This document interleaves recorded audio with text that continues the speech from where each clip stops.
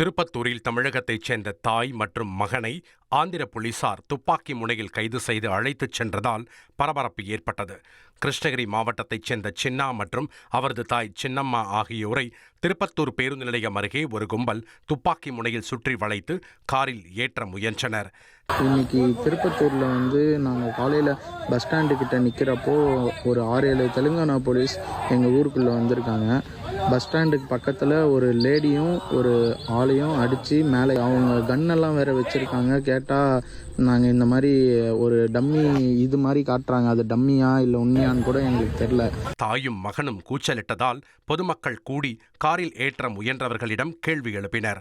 அதற்கு அவர்கள் ஆந்திர போலீஸ் எனவும் தாய் மகன் இருவரையும் போதைப்பொருள் கடத்தல் வழக்கில் கைது செய்வதாகவும் கூறினர். அவர்களை தடுத்து நிறுத்திய முன்னாள் ராணுவ வீரரான ராஜ்குமார் என்பவர் தமிழக போலீசுக்கு தகவல் கூறினார்.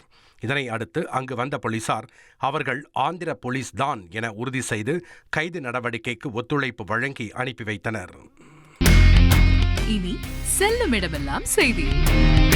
தந்தி டிவியின் வாட்ஸ்அப் சேனலை ஃபாலோ பண்ணினா செல்ல இருக்கும் இடமெல்லாம் செய்தி.